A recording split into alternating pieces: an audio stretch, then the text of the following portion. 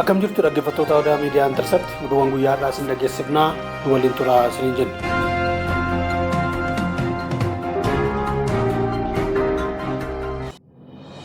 Muummeen ministeera Dr. Abiy Ahmed haala siyaasa dinagdee Itoophiyaa irratti gaaffii mana maree bakka bu'oota uummataa irraa ka'aniif deebii kennan.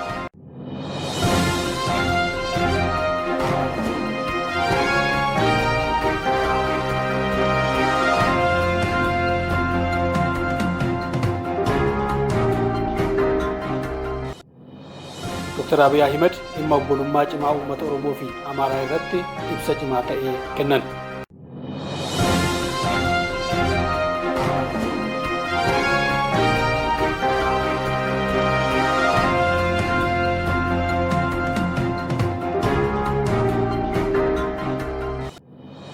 Maqaan Itoophiyaa biyyoota adda addaatti propagandaan dogoggoraa himamaa ture sirrachuu ibsame.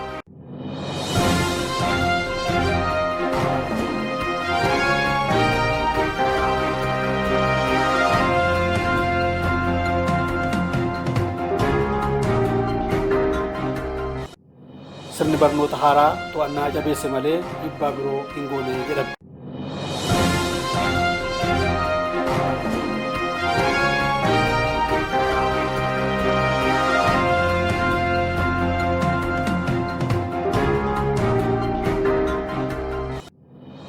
Komishiniin araara biyyoolessaa sochii gaarii irra jiraachuu Dr. Abiy Ahmed himan.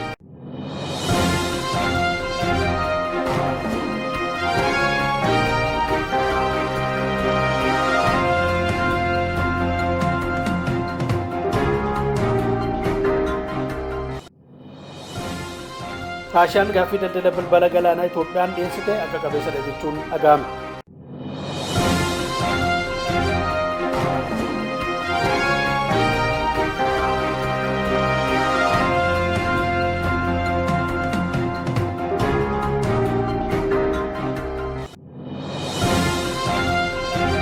Dhaggeeffattoota keenya amma immoo oduu bal'inaan isin dhageessisuutti dabarraa nu waliin turaa isiniin jenna.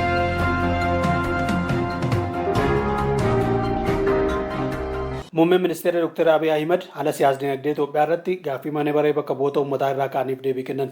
Rakkoon uummata Itoophiyaaf haaraa miti. Uummata Itoophiyaaf rakkoo kan ta'e nageenya boora'uudha jedhan. Kanaaf immoo waliin mari'achuun rakkoolee jiran mariin haa furru jennee hojjechaa jirra jechuun Dr. Abiy Ahmed himaniiru. Saba, aadaa, afaanii fi duudhaa kan koo qofaa yoo jenne walii galuu hin dandeenyu. Wal dhaga'uu yoo baanne immoo seenessaan biyya ijaaruu hin danda'amu waan ta'eef wal hubachuun dirqama nutti ta'a jechuun muummeen ministeeraa kun himaniiru. Seenessi nuti ijaarru seenessa dhala namaaf kabaja qabu ta'uu qaba. Rakkoo uumame sababeessuun fala hin ta'u. Kanaafuu itti gaafatamummaan hojjechuu nu barbaachisa jechuunis himaniiru. Kanaafuu xiinxala dogongoraa sabaan wal qabatee kennamu irraa of qusachuun barbaachisaa ta'uu muummeen ministeeraa kun ibsa kennan.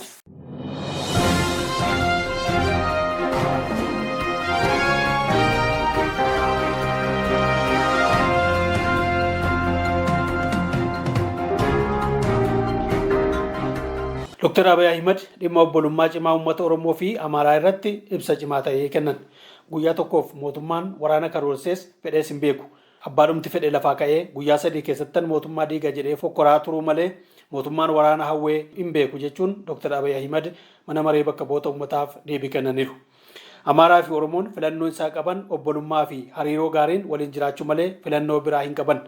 Filannoon kanaan alaa yoo jiraates filannoo dogoggoraati jechuun Dr. Abiy Ahmed himan. Doolaaraan wal ajjeesuu irra yaadaan wal mo'achuutu furmaata kan jedhan Dr. Abiy Ahmed waraanaan falli argamu tokko hin jiru jedhan. Abbaan fedhe lafaa ka'ee nama ajjeesuu danda'a, qabeenya gubuu danda'a, garuu mo'achuu hin danda'u jechuun dubbatan. Kanaafuu obbolummaa, tokkummaa, araaraa fi nageenyaan dubbii furuun guddummaa ta'uun hubatamuu qaba jedhan. Qaamolee araara fedhaniif qarri mootummaa banaa ta'uus ministeerri muummee kun himaniiru.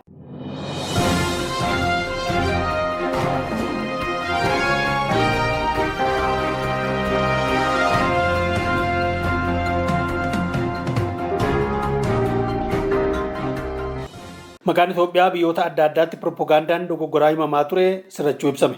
Itoophiyaan biyyoota Arabaatti kan beekamaa turte kiristaanaa fi musliimni wal danda'ee amantaa waliif kabajee kan jiraachuu hin dandeenye biyya kiristaanni qofti aangoo irratti qabu godhamee lallabamaa waan tureef Araboonni akkasitti Itoophiyaa hubataa turan jedhan Dr. Abiy Ahmed.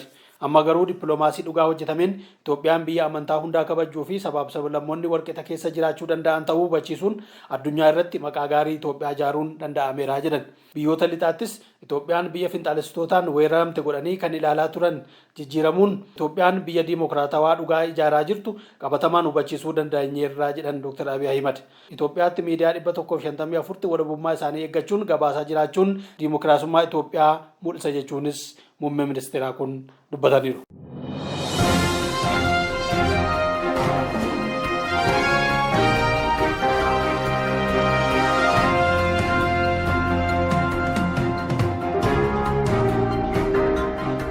Komishiniin araara biyyaalessaa sochii gaarii irra jiraachuu Dr. Abiy Ahimad himan. Komishiniin araara biyyoolessaa itti waamamni isaa mana maree bakka bu'oota uummataaf kan ta'e dhiyeenya kana ibsa mana maree ministeerotaaf kenneen sochii gaarii gochaa jiraachuu isaa taajjabneerra jechuun Dr. Abiy Ahimad himan.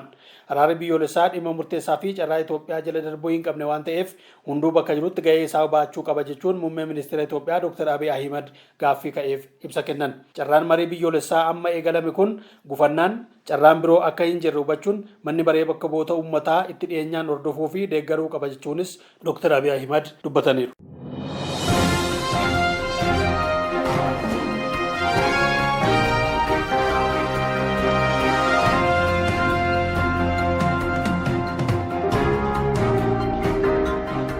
Sirni barnoota haaraa to'annaa jabeessa malee dhiibbaa biroo hin qabu jedhame. Ministeerri muummee Itoophiyaa Dr. Abiy Ahimad mana maree bakka bu'oota uummataaf ibsa godhaniin sirni barnoota haaraa to'annoo qormaataa jabeesse malee waan haaraa hin uumne jedhan. Qormaanni kanuma yeroo kamuu barattoonni qoramanidha. Yeroon qormaataas wal fakkaataadhumadha jechuun ibsa godhan. Sirni barnoota haaraa kan inni murteesse barattoonni qabxee 50 ol fidantu barnoota olaanoo galuu qabaa kan jedhu qofadha jedhan. Kanaan dura barattoota baay'ee dhaabbata olaanoo galchuuf 30 hanga 40 fudhatamaa akka ture ibsuun ammaan booda garuu barattoota 50 ol fidantu kallattiin yuunivarsiitii galuun akka irra jiraatu walii galamee jechuun Dr. Abiy ibsan. Kanaan booda qormaatatu barattootatti cime ajandaa jedhu afarsuu irra maatiin illee ijoollee isaaniif deeggarsa cimaa gochuu akka qaban Dr. Abiy Ahimad akeekkachiisaniiru.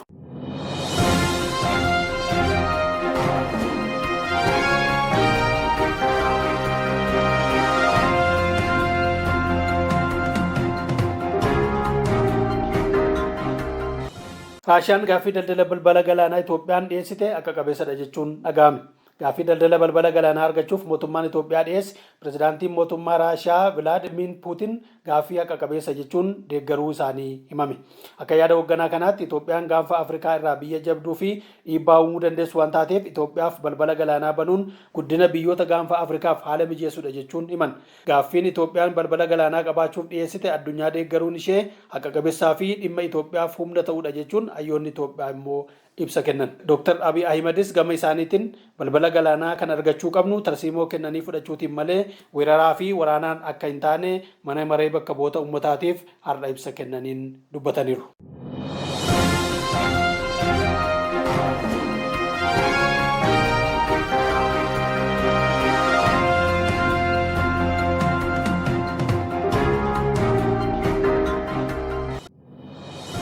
Egaa dhaggeeffattoota keenya oduun keenya guyyaa har'aa kanuma ture. Miidiyaa keenya Odaa Miidiyaa Intercept like subscribe gochuu hin dagatinaa. Guyyaa boruu oduu biraatiin kan walitti deebinu ta'a. Nagaan turaa isiniin jedha.